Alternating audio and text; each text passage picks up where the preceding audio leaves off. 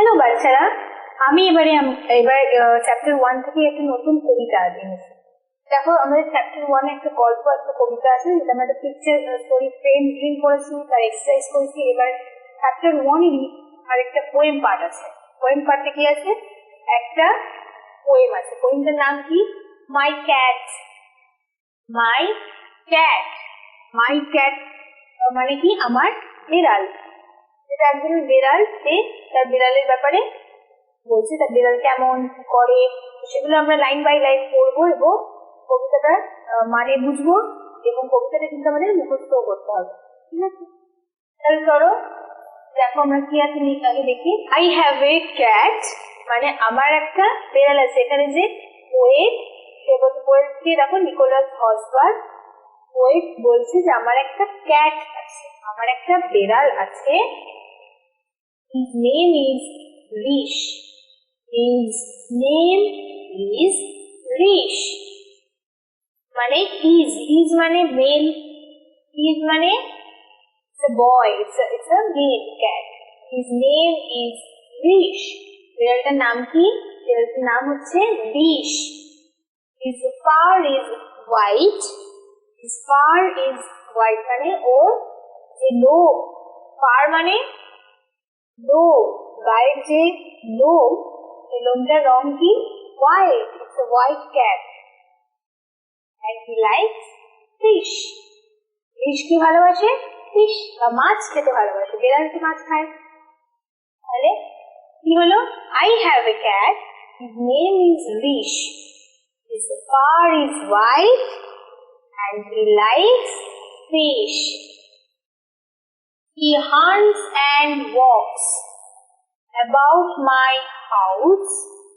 He is always out to catch a mouse. মানে কি? He hunts and walks. Hunts মানে শিকার করে, আর করে হাঁটে। তার মানে রিশ কি করে? ও হাঁটে এবং শিকার করে। About my house মানে walks মানে চলে ফিরে বেড়ায়।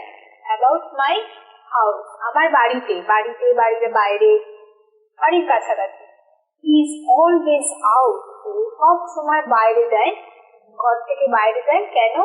To catch a mouse করে ও দুধ ধরার জন্য সব সময় একেবারে রেডি। তাহলে he hunts and walks about my house. He is always out to catch a mouse. Next কি আছে? I play with him and keep him clean. A smarter cat you have never seen. বলছে I play with him. Poet কি করে? বিড়ালটার সাথে খেলে, and keep him clean. ওকে পরিষ্কার পরিচ্ছন্ন করে রাখে, ওকে স্নান করিয়ে গা মুছিয়ে পরিষ্কার রাখে সবসময়। কারণ হোয়াইট ক্যাট, হোয়াইট সাদা জিনিস তো তাড়াতাড়ি নোংরা হয়ে যায়, সাদা ওর গায়েও খুব তাড়াতাড়ি নোংরা লাগে, সবসময় ওকে ধুয়ে মুছে পরিষ্কার রাখে। আর স্মার্টার ক্যাট, ক্যাটটা কিরকম? খুব স্মার্ট, ভীষণ স্মার্ট, বোকা নয়, খুব চালাক এবং স্মার্ট, বুদ্ধিমান। ইউ হ্যাভ নেভার সিন, যেগুলো তুমি কখনো দেখো, তোমরা কেউ দেখোনি এত smart cat. This is a very smart cat. তাহলে it's written by Nicholas Horsburgh. তাহলে আমরা আরেকবার পড়ি। I have a cat, his name is Rish. I have a cat, his name is Rish. His fur is white and he likes fish. He hunts and walks about my house. He's always out to catch a mouse. I play with him and keep him clean. A smarter cat you have never seen. লিখেছেন Nicolas হসবার্গ। এরপরে কিন্তু আমরা কবিতাটা পড়ে নিয়েছি, কবিতার মানে বুঝে নিয়েছি। এরপর আমাদের এক্সারসাইজ করতে হবে। কিন্তু এক্সারসাইজ করার জন্য আমাদেরকে কবিতাটাকে মুখস্থ করতে হবে, যাতে যেখান থেকেই প্রশ্ন আসুক আমরা কবিতাটা মনে রেখে উত্তর লিখতে পারি। তাছাড়া তোমাদের পোয়েম রিডিং আসতে পারে বা তোমাদের রিসাইটেশন আসতে পারে, যখন মুখস্থ করে তোমাদের এই কবিতাটা কিন্তু শোনাতে হবে।